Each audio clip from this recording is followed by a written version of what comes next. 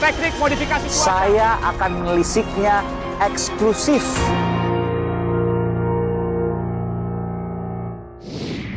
Ada sejumlah spekulasi terkait Pilpres 2024. Tapi sejak 2 tahun terakhir, sejumlah survei hanya mengerucutkan 3 nama besar. Siapakah mereka? Dan apakah calon-calon di luar 3 nama besar ini punya peluang? Berikut informasinya. Ganjar yang terganjal. Bukan tak mungkin, ia bisa saja sementara ini tak dikendaki jadi calon presiden dari PDI Perjuangan. Salah satu alasan adalah terkunci janji yang masih tertunda. Antara dua pihak yang kalau hubungannya baik, kalau memang tadinya mau diakhiri, ya kan bisa saja. Saya tadinya berharap saya dipanggil, saya diberitahu begitu kan. Karena perjanjian kan kalau memang nggak cocok kan bisa saja begitu. Ya kan? Saya tidak mengerti apa salah saya karena saya selalu menghormati beliau dan saya tidak merasa berbuat apa-apa. Saya menjaga karena saya ingin kebaikan untuk negara dan bangsa kita. Setidaknya ada 3 survei terbaru di tahun ini. Ketiganya menempatkan nama Ganjar di atas kader PDI Perjuangan lainnya. Carta Politika Indonesia menempatkan Ganjar Pranowo di atas. Elektabilitasnya 16%. Disusul Tri Risma Harini 5,3%. Menyisakan Puan Maharani di posisi ketiga yang hanya 1,2%. Ada pula Saiful Mujani Research and Consulting. Survei elektabilitas Ganjar juga teratas, 12%. Menteri Sosial Tri Risma Harini berada di urutan kedua dengan 5,2%. Sementara Puan Maharani masih berada di urutan ketiga dengan angka 1,7%. Terakhir survei juga dilakukan Indikator Politik Indonesia. Gubernur Jawa Tengah Ganjar Pranowo tak terlampaui. Elektabilitasnya 15,7%. Sementara Ketua DPR RI Puan Maharani 2,9%.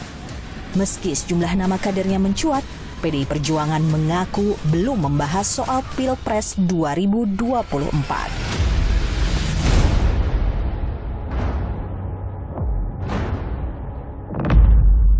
Di luar Partai Banteng, sejumlah nama elit juga menyaingi Ganjar Pranowo. Sebut saja Prabowo Subianto dan Anies Baswedan. 3 tokoh ini selalu bersaing di posisi 3 besar survei Capres 2024. Dalam survei SMRC pada Maret lalu, Prabowo Subianto menjadi yang teratas. Elektabilitasnya 13,4%, disusul Ganjar Pranowo dan Anies Baswedan, masing-masing 6,1% dan 5,4%. Survei Indikator Politik Indonesia berkata berbeda. April 2021, Gubernur Jawa Tengah Ganjar Pranowo ditempatkan di urutan paling atas, 15,7%. Disusul Gubernur DKI Jakarta Anies Baswedan, 14,6%. Dan Menteri Pertahanan Prabowo Subianto dengan elektabilitas 11,1%. Sementara itu, Litbang Kompas pada Mei lalu juga melakukan survei Capres 2024. Lagi-lagi ketiga nama ini saling bertukar posisi di 3 teratas. Prabowo Subianto mengungguli Anies Baswedan yang berada di tempat kedua dan Ganjar Pranowo di tempat ketiga.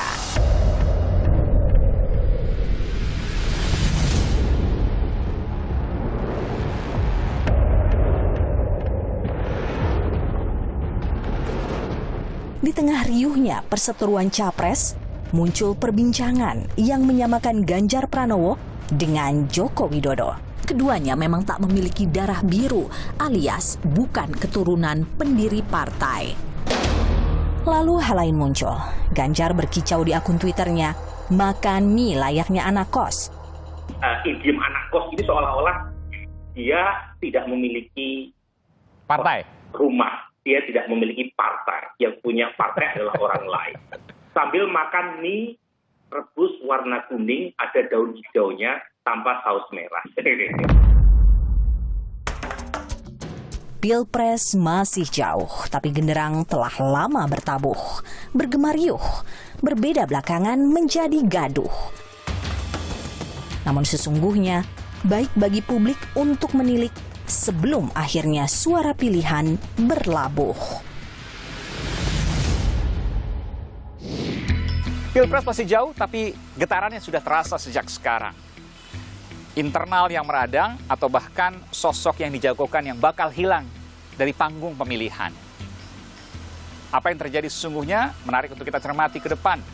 Tapi jauh-jauh hari sudah ditampakkan para calonnya adalah hal yang positif. Karena pemilih bisa melirik kiprah, tingkah, hingga pola mereka-mereka yang maju di pemilihan.